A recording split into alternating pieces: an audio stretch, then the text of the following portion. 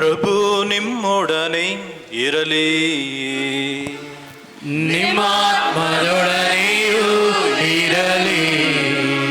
ಮತ್ತಾಯನು ಬರೆದ ಪವಿತ್ರ ಶುಭ ಸಂದೇಶದಿಂದ ವಾಚನ. ಪ್ರಭು ನಿಮಗೆ ಮಹಿಮೆ ಸಲ್ಲಲಿ.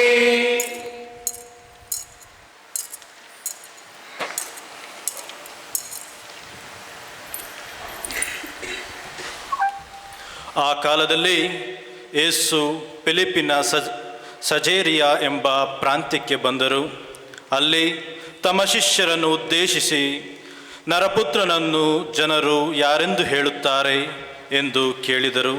ಅದಕ್ಕೆ ಶಿಷ್ಯರು, ಸ್ನಾನಿಕ ಯೌವಾನ ಎಂದು ಕೆಲವರು ಹೇಳುತ್ತಾರೆ, ಮತ್ತೆ ಕೆಲವರು ಎಲೀಯನು ಎನ್ನುತ್ತಾರೆ, ಎರೇಮಿಯನು ಅಥವಾ ಪ್ರವಾದಿಗಳಲ್ಲಿ ತಾವು ಒಬ್ಬರು ಎಂಬುದು ಇನ್ನು ಕೆಲವರ ಅಭಿಪ್ರಾಯ ಎಂದು ಉತ್ತರ ಕೊಟ್ಟರು. ಆಗ ಯೇಸು, ಆದರೆ ನೀವು ನನ್ನನ್ನು ಯಾರೆನ್ನುತ್ತೀರಿ ಎಂದು ಪ್ರಶ್ನಿಸಿದರು. ಅದಕ್ಕೆ ಪೇತ್ರನು, ಅಭಿಷಿಕ್ತರಾದ ಲೋಕೋದ್ಧಾರಕ ತಾವೇ, ಜೀವಸ್ವರೂಪರಾದ ದೇವರ ಪುತ್ರ ತಾವೇ ಎಂದನು. ಅದಕ್ಕೆ ಪ್ರತ್ಯುತ್ತರವಾಗಿ ಯೇಸು ಹೀಗೆಂದರು, ಯೋನನ ಮಗ ಸಿಮೋನನೇ, ನೀನು ಧನ್ಯ. ಈ ವಿಷಯವನ್ನು ನಿನಗೆ ಶ್ರುತಪಡಿಸಿದ್ದು ನರಮಾನವ ಶಕ್ತಿಯಲ್ಲ, ಸ್ವರ್ಗದಲ್ಲಿರುವ ನನ್ನ ಪಿತನೇ. ನಾನು ನಿನಗೆ ಹೇಳುತ್ತೇನೆ, ಕೇಳು. ನಿನ್ನ ಹೆಸರು ಪೇತ್ರ. ಈ ಬಂಡೆಯ ಮೇಲೆ ನನ್ನ ಧರ್ಮಸಭೆಯನ್ನು ಕಟ್ಟುವೆನು. ಪಾತಾಳ ಲೋಕದ ಶಕ್ತಿಯು ಅದನ್ನು ಎಂದಿಗೂ ಜಯಿಸಲಾಗದು. ಸ್ವರ್ಗ ಸಾಮ್ರಾಜ್ಯದ ಬೀಗದ ಕೈಗಳನ್ನು ನಿನಗೆ ಕೊಡುವೆನು. ಇಹದಲ್ಲಿ ನೀನು ಏನನ್ನು ಬಂಧಿಸುತ್ತೀಯೋ ಅದನ್ನು ಪರದಲ್ಲಿಯೂ ಬಂಧಿಸಲಾಗುವುದು.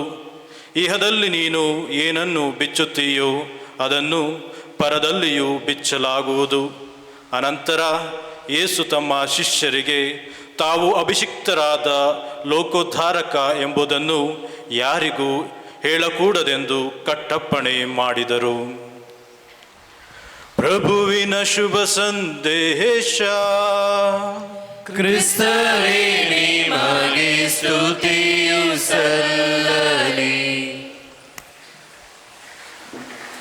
ಪ್ರೀತಿಯ ಸಹೋದರ ಸಹೋದರಿಯರೇ, ಗುಡ್ ಮಾರ್ನಿಂಗ್. ಇವತ್ತಿನ ಶುಭ ಸಂದೇಶವನ್ನು ಹಲವಾರು ಸಂದರ್ಭಗಳಲ್ಲಿ ನಾವು ಕೇಳಿಸ್ಕೊಂಡಿದ್ದೀವಿ, ಪ್ರಬೋಧನೆಗಳು ಕೂಡ ಕೇಳಿಸ್ಕೊಂಡಿದ್ದೀವಿ. ಆದರೆ ಇವತ್ತು ನಾನು ನಿಮ್ಮಲ್ಲಿ ಎರಡು ಮುಖ್ಯವಾದ ಇಂಟ್ರೆಸ್ಟಿಂಗ್ ಕ್ವೆಶ್ಚನ್ಸ್ ಅದನ್ನು ಕೇಳಿ ಅದನ್ನು ಧ್ಯಾನಿಸಿ ಅರ್ಥ ಮಾಡಿಕೊಳ್ಳಲು ಪ್ರಯತ್ನ ಮಾಡೋಣ. ಮೊದಲು, ಇಂದಿನ ಶುಭ ಸಂದೇಶದ ಹಿನ್ನೆಲೆ ಏನು? ಈ ಸೆಸಾರಿಯಾ ಫಿಲಿಪ್ಪಿ ಎಲ್ಲಿದೆ? ಯಾತಕ್ಕಾಗಿ ಯೇಸು ಸ್ವಾಮಿ ಆ ಒಂದು ಪ್ರದೇಶಕ್ಕೆ ಹೋದರು? ಇದು ಮೊದಲ ವಿಷಯ. ಪ್ರೀತಿಯ ಸಹೋದರ ಸಹೋದರಿಯರೇ, ಗಲಿಲೇಯ ಸರೋವರದಿಂದ 25 ಕಿಲೋಮೀಟರ್ ಉತ್ತರಕ್ಕೆ ಇರುವಂತಹ ಒಂದು ಪ್ರದೇಶ ಸೆಸಾರಿಯಾ ಫಿಲಿಪ್ಪಿ. ಯಾಕೆ ಸೆಸಾರಿಯಾ ಅಂತ ಹೇಳಿದ್ರೆ, ಹೆರಡ್ ಫಿಲಿಪ್ ಆತ ಈ ಪಟ್ಟಣವನ್ನು ಕಟ್ಟಿ ಆತನ ನಂಬಿಕೆಯನ್ನು, ವಿಶ್ವಾಸವನ್ನು, ಸೀಸರ್ ಜೊತೆ ಇದ್ದಂತಹ ಸಂಬಂಧವನ್ನು ದೃಢಪಡಿಸಲು ಆ ಒಂದು ಕಟ್ಟಿದ ಪಟ್ಟಣಕ್ಕೆ ಸೆಸಾರಿಯಾ ಎಂಬುದಾಗಿ ಹೆಸರಿಟ್ಟ. ಈ ಪಟ್ಟಣ ಯಾತಕ್ಕಾಗಿ ಫೇಮಸ್ ಅಂತ ಹೇಳಿದ್ರೆ, ರೋಮನರು ಝೇಯುಸ್ ಎನ್ನುವ ದೇವತೆಗೆ ಆರಾಧನೆಯನ್ನು ಸಲ್ಲಿಸ್ತಿದ್ರು. ಝೇಯುಸ್. ಗ್ರೇಕರು ಪಾನ್ ಎನ್ನುವ ಒಂದು ದೇವತೆಗೆ ಆರಾಧನೆ ಸಲ್ಲಿಸ್ತಿದ್ರು. ಅದನ್ನು ಇಂದಿನ ಪ್ರಸ್ತುತ ಅರೇಬಿಯನ್ಸ್ ಬಾನಿಯಾಸ್ ಅಂತ ಕರೀತಾರೆ. ಈ ಒಂದು ಸ್ಥಳದಲ್ಲಿ ಹೆರೋದನು ಅಗಸ್ತುಸ್ ಸೀಸರ್ಗೆ ಒಂದು ದೇವಾಲಯವನ್ನು ಕಟ್ಟುತ್ತಾನೆ. ಅಗಸ್ತುಸ್ ಸೀಸರಿಗೆ ಒಂದು ದೇವಾಲಯವನ್ನು ಕಟ್ಟಿ ಆತನನ್ನು ದೇವರ ಪುತ್ರ ಎಂಬುದಾಗಿ ಘೋಷಣೆ ಮಾಡಿದಂತಹ ಸನ್ನಿವೇಶ. ಅಗಸ್ತುಸ್ ಸೀಸರ್ ತನ್ನ ಭಾವಚಿತ್ರವನ್ನು ನಾಣ್ಯದಲ್ಲಿ ಮುದ್ರಿಸಿ ಜನರಿಗೆ ಕೊಟ್ಟಂತಹ ಒಂದು ವಿಷಯ. ಅವನು ದೇವಿ ಫೀಲಿಯೂಸ್. ದೇವಿ ಫೀಲಿಯೂಸ್ ಅಂತ ಹೇಳಿದ್ರೆ ದೇವರ ಪುತ್ರ ಎಂಬುದಾಗಿ ಅರ್ಥ. ಮಾತ್ರವಲ್ಲದೆ ಆ ಒಂದು ಸ್ಥಳದಲ್ಲಿ ಒಂದು ಗುಹೆ ಇದೆ. ಆ ಗುಹೆಗೆ ಏನು ಹೆಸರು ಅಂತ ಹೇಳಿದ್ರೆ ಪಾತಾಳದ ಬಾಗಿಲು. ಪಾತಾಳದ ಬಾಗಿಲು. ಇವೆಲ್ಲವೂ ಕೂಡ ನಂಬಿಕೆ ಇರುವಂತಹ ಒಂದು ಸ್ಥಳ ಸೆಸಾರಿಯಾ ಫಿಲಿಪ್ಪಿ. ಈ ಸೆಸಾರಿಯಾ ಫಿಲಿಪ್ಪಿಗೆ ಯೇಸು ಸ್ವಾಮಿ ಯಾವಾಗ ಬಂದರು ಅಂತ ಹೇಳಿದ್ರೆ, ಇಸ್ರಾಯೇಲ್, ಜುದೇಯ, ಗಲಿಲೇಯ ಪ್ರಾಂತ್ಯದಲ್ಲಿ ಯೇಸು ಸ್ವಾಮಿಯನ್ನ ವಿರೋಧಿಸಿ, ಅವರ ಬೋಧನೆಗಳನ್ನು ವಿರೋಧಿಸಿ, ಅವರ ಎದುರು ನಿಂತಿದ್ದಂತಹ ಫರಿಸಾಯರನ್ನ ಬಿಟ್ಟು, ಫರಿಸಾಯರನ್ನ, ಸದುಕಾಯರನ್ನ, ಧರ್ಮಶಾಸ್ತ್ರಿಗಳನ್ನ ಬಿಟ್ಟು ಸಿದೋನ್ ಪ್ರಾಂತ್ಯಕ್ಕೆ ಹೋಗ್ತಾರೆ. ಅಲ್ಲಿ ಕನಾನಿಯ ಮಹಿಳೆಯನ್ನ ನೋಡ್ತಾರೆ. ಕನಾನಿಯ ಮಹಿಳೆ ತನ್ನ ವಿಶ್ವಾಸವನ್ನು ವ್ಯಕ್ತಪಡಿಸ್ತಾಳೆ. ತನ್ನ ಸ್ವಂತ ನಾಡಿನಲ್ಲಿ, ಊರಿನಲ್ಲಿ ಘನತೆ ಗೌರವವನ್ನು ಕಳೆದುಕೊಂಡಂತಹ ಯೇಸು ಸ್ವಾಮಿ ಅನ್ಯರು ಜೀವಿಸುವಂತಹ ಒಂದು ಪ್ರಾಂತ್ಯದಲ್ಲಿ ಆ ಒಂದು ನಂಬಿಕೆ ವಿಶ್ವಾಸವನ್ನು ಪಡೆಯುತ್ತಾ ಅಲ್ಲಿಂದ 25 ಕಿಲೋಮೀಟರ್ ಮುಂದಕ್ಕೆ ತಮ್ಮ ಶಿಷ್ಯರನ್ನು ಕರೆದುಕೊಂಡು ಹೋಗಿ ಒಂದು ಪ್ರಶ್ನೆಯನ್ನು ಕೇಳ್ತಾರೆ. ನನ್ನ ಮನೆಯಿಂದ ನನ್ನ ಹೊರಗಟ್ಟಿದ್ದಾರೆ, ಬೇರೆಯವರು ಮನೆಯಲ್ಲಿ ನನ್ನನ್ನು ವಿಶ್ವಾಸಿಸುತ್ತಾರೆ. ಇಲ್ಲಿ ಆಳವಾದ ದೃಢವಾದ ನಂಬಿಕೆ ಜೇಯುಸ್ ಹಾಗೂ ಪಾನ್ ಇವರ ಈ ದೇವತೆಗಳ ಮೇಲೆ ಇರುವಂತಹ ಈ ಒಂದು ಸ್ಥಳದಲ್ಲಿ, ಪಾತಾಳಕ್ಕೆ ಬಾಗಿಲು ಇರುವಂತಹ ಈ ಒಂದು ಸ್ಥಳದಲ್ಲಿ ನೀವು ನನ್ನನ್ನು ಯಾರೆಂದು ಅರ್ಥ ಮಾಡಿಕೊಂಡಿದ್ದೀರಿ? ಒಂದು ಕಡೆ ತಿರಸ್ಕಾರ, ಇನ್ನೊಂದು ಕಡೆ ಅಕ್ಸೆಪ್ಟೆನ್ಸ್, ಮತ್ತೊಂದು ಕಡೆ ಬೇರೆ ಒಂದು ವಿಶ್ವಾಸ ಹೆಚ್ಚಾಗಿರುವ ಈ ಒಂದು ಪರಿಸ್ಥಿತಿ, ಮೂರು ರೀತಿಯ ಲೋಕವನ್ನು ತನ್ನ ಶಿಷ್ಯರಿಗೆ ತೋರ್ಪಡಿಸುತ್ತಾ ಇವರಿಗೆ ನಿಜವಾಗಲೂ ನಾನು ಯಾರು ಎಂದು ತಿಳಿಯುವ ವಿಷಯವನ್ನು ಅರ್ಥ ಮಾಡಿಕೊಳ್ಳುವ ಹಾಗೆ, ಜನ ನನ್ನನ್ನು ಯಾರೆನ್ನುತ್ತಾರೆ, ನೀವು ನನ್ನನ್ನು ಯಾರೆನ್ನುತ್ತೀರಿ ಎಂಬುವ ಎರಡು ಪ್ರಶ್ನೆಗಳನ್ನು ಯೇಸು ಸ್ವಾಮಿ ಕೇಳ್ತಾರೆ. ಪ್ರೀತಿಯ ಸಹೋದರ ಸಹೋದರಿಯರೇ, ಈ ಶುಭ ಸಂದೇಶದಲ್ಲಿ ಬರುವಂತಹ ಕೆಲವೊಂದು ವಿಷಯಗಳನ್ನು ಮಾತ್ರ ನಾನು ನಿಮ್ಮಲ್ಲಿ ಹಂಚಿಕೊಳ್ತೇನೆ. ಮೊದಲನೇದಾಗಿ ಏನಂತ ಹೇಳಿದ್ರೆ, ಯಹೂದ್ಯರು ಯಾರನ್ನೂ ಕೂಡ ದೇವರ ಮಟ್ಟಿಗೆ ಮಾತನಾಡುವ ಆ ಧೈರ್ಯವನ್ನಾಗೊಳ್ಳಲಿಲ್ಲ. ಆದ ಕಾರಣ ಸಂತ ಮತ್ತಾಯ ಈ ಶುಭ ಸಂದೇಶವನ್ನು ಬರೆಯುವಾಗ ಯೇಸು ಸ್ವಾಮಿಯ ವಾರ್ತೆಯಲ್ಲಿ ಮನುಷ್ಯ ಕುಮಾರ, ನರಪುತ್ರನನ್ನು ಯಾರೆಂದು ಕರೆಯುತ್ತೀರಿ? ಪ್ರಶ್ನೆನ ಚೆನ್ನಾಗಿ ಓದಿ. ನರಪುತ್ರನು ಯಾರೆಂದು ಜನರು ಕರೆಯುತ್ತಾರೆ, ನರಪುತ್ರನನ್ನ ನೀವ್ಯಾರೆಂದು ಕರೆಯುತ್ತೀರಿ ಎನ್ನುವ ಪ್ರಶ್ನೆಯನ್ನು ಯೇಸು ಸ್ವಾಮಿ ಅವರ ಮುಂದಿಡ್ತಾರೆ. ಆದರೆ ಪೇತ್ರನು ಕೊಟ್ಟಂತಹ ಉತ್ತರದಲ್ಲಿ ಏನಿತ್ತು? ನೀವು ಲೋಕೋದ್ಧಾರಕ, ದೇವರ ಪುತ್ರ, ದೇವರ ಪುತ್ರ. It's a son of man and son of god. ಈಗ ನಾನು ಹೇಳಿದೆ, ಆ ಒಂದು ಸ್ಥಳದಲ್ಲಿ ಅಗಸ್ಟಸ್ ಸೀಸರ್ಗೆ ಒಂದು ದೇವಾಲಯ ಇತ್ತು. ಆತ ತನ್ನನ್ನು ದೇವರ ಪುತ್ರ ಎಂಬುದಾಗಿ ಘೋಷಣೆ ಮಾಡಿಕೊಂಡು ಜನರನ್ನು ಆರಾಧನೆಯ ಸಲ್ಲಿಸುವ ಅಪ್ಪಣೆಯನ್ನು ನೀಡಿದ್ದ. ಅಂತಹ ಸ್ಥಳದಲ್ಲಿ ಪೇತ್ರ ಹೇಳ್ತಾನೆ, ಇಲ್ಲಿ ಆಡಳಿತ ಮಾಡುವಂತಹ Caesar is not the son of God, but Jesus is the son of God. ಎಷ್ಟು ಉನ್ನತವಾದ ಒಂದು ಪಾಠ. ಆತ ದೇವರ ಪುತ್ರ ಅಲ್ಲ, ನೀವು ದೇವರ ಪುತ್ರ. ಯೇಸು ಸ್ವಾಮಿ ಹೇಳ್ತಾರೆ, ಮಾಂಸ ನಿನಗೆ ಇದನ್ನು ಶ್ರುತಪಡಿಸಿಲ್ಲ, ದೇವರು ಶ್ರುತಪಡಿಸಿದ್ದು. ಮನುಷ್ಯ ಅರ್ಥ ಮಾಡಿಕೊಂಡಿರುವುದು ಏನು? Augustus Caesar is the son of God. ಎಲ್ಲರೂ ಕೂಡ ಹಾಗೆ ಭಾವಿಸ್ತಾರೆ, ಎಲ್ಲರೂ ಕೂಡ ಹಾಗೆ ನಂಬ್ತಾರೆ.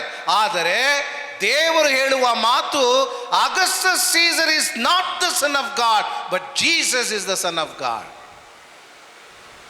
ಸುಂದರವಾದ ವಿಷಯ.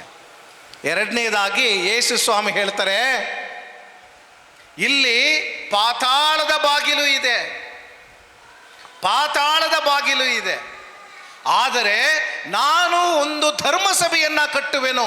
ಪೇತ್ರ, ನೀನು ಬಂಡೆ, ನಿನ್ನ ಮೇಲೆ ಧರ್ಮಸಭೆಯನ್ನ ಕಟ್ಟುವೆನು.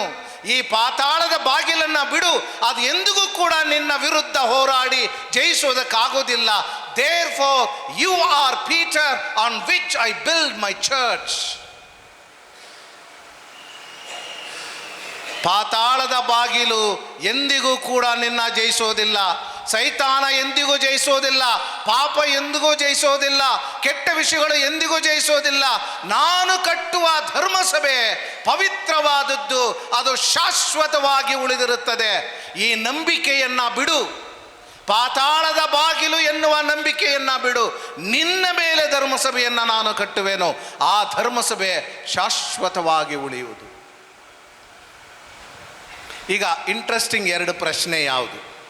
ಮೊದಲನೇದಾಗಿ, ಈ ಧರ್ಮಸಭೆಯ ಮೂಲೆಗಲ್ಲು ಯಾರು?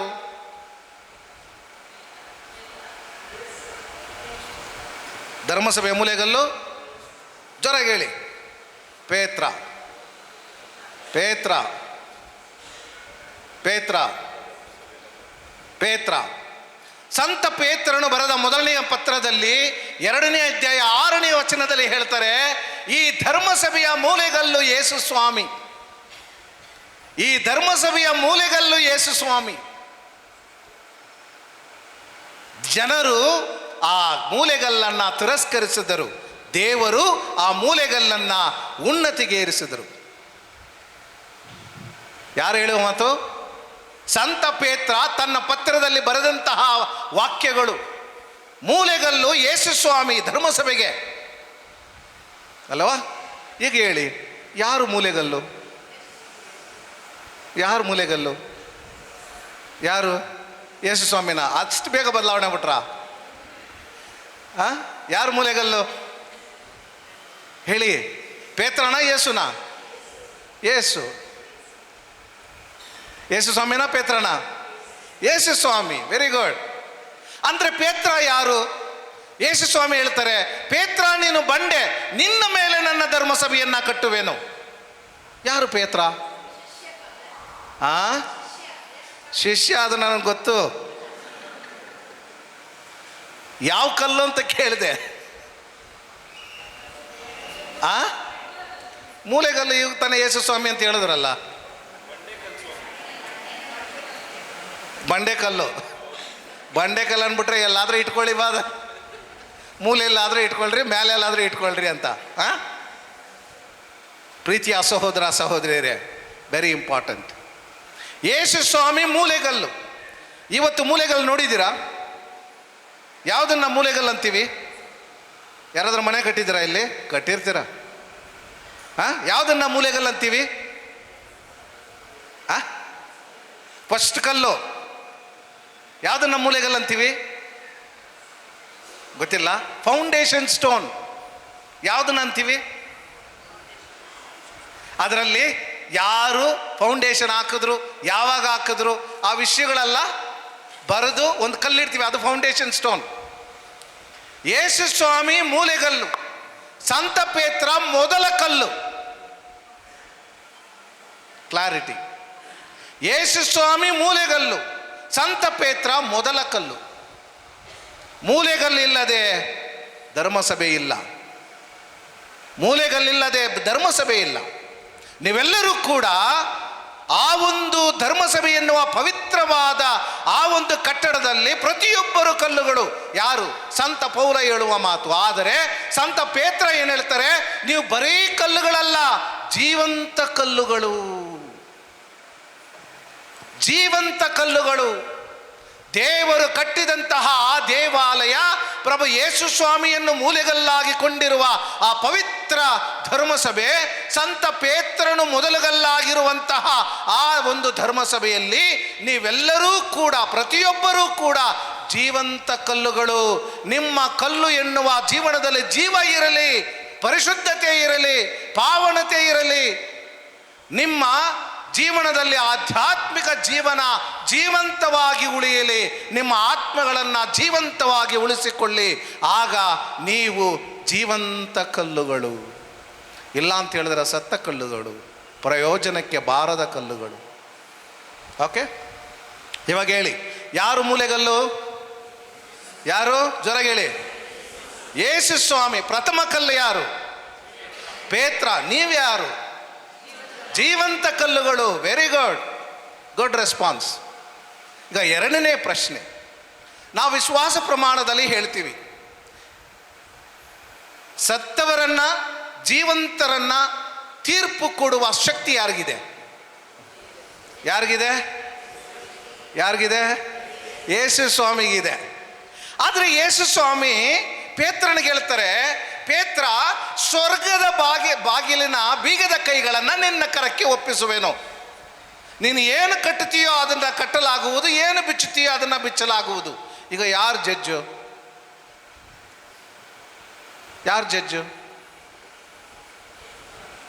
ಹೆಂಗ್ ಜಡ್ಜ್ ಆಗ್ತಾರೆ? ಪೇತ್ರನಿಗೆ ಹೇಳ್ತಾರೆ, ಪೇತ್ರ, ಸ್ವರ್ಗದ ಬೀಗದ ಕೈಗಳನ್ನು ನಿನ್ನ ಕರಕ್ಕೆ ಒಪ್ಪಿಸುತ್ತೇನೆ. ನೀನು ಯಾರನ್ನ ಒಳಗೆ ಬಿಡ್ತೀಯೋ ಅವ್ರನ್ನ ನಾನು ಬಿಡ್ತೀನಿ, ಯಾವ್ರನ್ನ ತಡಿತೀಯೋ ಅವ್ರನ್ನ ತಡಿತೀನಿ. ಈಗ ಯಾರು ಜಡ್ಜು? ಡೌಟ್ ಅಲ್ಲ? ಯಾರನ್ನಂತ ಹೇಳಲಿ ಸ್ವಾಮಿ ನಾನು? ಪ್ರೀತಿಯ ಸಹೋದರ ಸಹೋದರಿಯರೇ, ಇದನ್ನು ನಾವು ಸ್ವಲ್ಪ ಆಳವಾಗಿ ಅರ್ಥ ಮಾಡಿಕೊಳ್ಳಬೇಕು. ಈ ತೀರ್ಪು ಕೊಡುವ ಶಕ್ತಿ ಇರುವುದು ದೇವರಿಗೆ ಮಾತ್ರ, ದೇವರಿಗೆ ಮಾತ್ರ. ಪೇತ್ರ ತನ್ನ ಈ ಸೇವೆಯನ್ನ ಅವರ ನಾಮದಲ್ಲಿ ಮಾಡುತ್ತಾನೆ. Therefore he is known as ವಿಕಾರ ಆಫ್ ಕ್ರೈಸ್ಟ್. ವಿಕೇರಿಯಸ್ ಪವರ್ ಅಂತ ಹೇಳಿದ್ರೆ ಇನ್ನೊಬ್ಬರ ಹೆಸರಿನಲ್ಲಿ ನಾನು ಮಾಡುವಂತಹ ಕಾರ್ಯ. ಆ ಕಾರ್ಯ ಆಡಳಿತಕ್ಕೆ ಆಗಲಿ ಅಥವಾ ಇನ್ನಿತರ ವಿಷಯಗಳಿಗೆ ಆಗಲಿ, ಆ ಕಾರ್ಯವನ್ನು ಮುಗಿಸಿದಾಗ ನನ್ನ ಕಾರ್ಯವಲ್ಲ, ನಾನು ಮಾಡಿದ್ದು ಇನ್ನೊಬ್ಬರ ಹೆಸರಿನಲ್ಲಿ. Therefore Saint Peter exercised the power in the name of Christ. He is the vicar of Christ. ಸಂತ ಅಗಸ್ತಿನ್ ರವರು ಹೇಳ್ತಾರೆ ಏನಂತ ಅಂತ ಹೇಳಿದ್ರೆ, ಯೇಸು ಸ್ವಾಮಿ ಸ್ವರ್ಗದ ಬೀಗದ ಕೈಗಳನ್ನು ಪೇತ್ರನಿಗೆ ಕೊಟ್ಟರು, ಆದರೆ ಅದನ್ನು ಧರ್ಮಸಭೆ ಇಂದು ಬಳಸ್ಕೋತಾ ಇದೆ, ಉಪಯೋಗಿಸುತ್ತದೆ ಎಂಬುದಾಗಿ.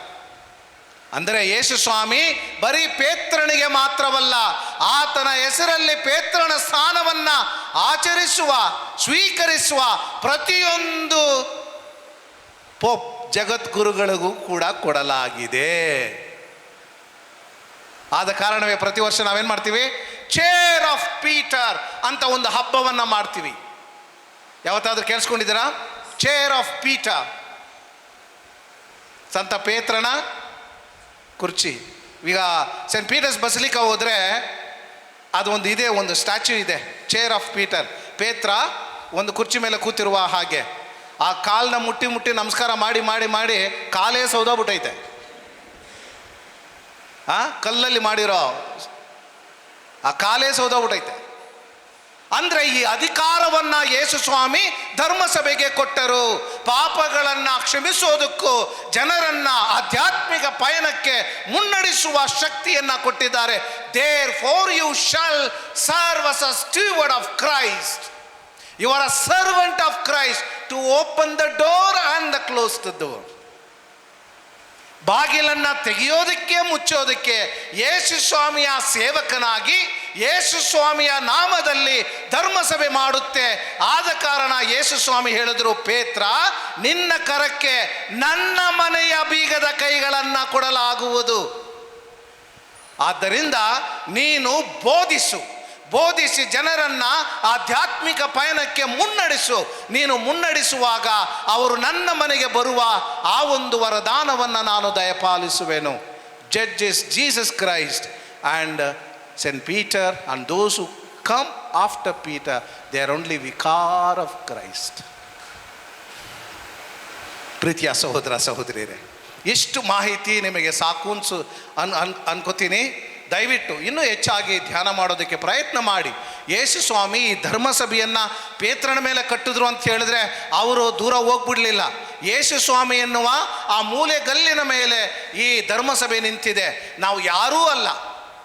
V are not onlookers, we are not strangers, we are the living stones in this beautiful church. ಈ ಧರ್ಮಸಭೆಯಲ್ಲಿ ನಾವೆಲ್ಲರೂ ಕೂಡ ಜೀವಂತ ಕಲ್ಲುಗಳು. ಇಲ್ಲಿ ಜೀವ ಇರುವ ತನಕ ನಾವು ದೇವರ ಮನೆಯನ್ನು ಅಲಂಕರಿಸುವ ಆ ಜೀವಂತ ಕಲ್ಲುಗಳಾಗಿ ಉಳಿದಿರುತ್ತೇವೆ. ಆದ್ದರಿಂದ ನಮ್ಮ ಆಧ್ಯಾತ್ಮಿಕ ಪಯಣವನ್ನು ಅತಿ ಉನ್ನತವಾಗಿ ಜೀವಿಸಲು ದೇವರ ಯೇಸು ಸ್ವಾಮಿಯ ಪ್ರತಿನಿಧಿಯಾಗಿ ನಮ್ಮ ಮನೆಗಳಲ್ಲಿ ಜೀವಿಸಿ ಅವರ ಸ್ವಾರ್ಥಿಯನ್ನು ಬೋಧಿಸಲು ದೇವರು ನಮ್ಮನ್ನು ಆಶೀರ್ವದಿಸಲಿ, ದೃಢಪಡಿಸಲಿ. ಪವಿತ್ರಾತ್ಮನ ಶಕ್ತಿ ನಮ್ಮಲ್ಲಿರಲಿ. ಮಾತೆ ಮರಿಯಮ್ಮನವರ ಪ್ರೀತಿ ನಮ್ಮನ್ನು ಮುನ್ನಡೆಸಲಿ ಎಂದು ಭಕ್ತಿಯಿಂದ ಪ್ರಾರ್ಥಿಸೋಣ. ಆಮೇನ್.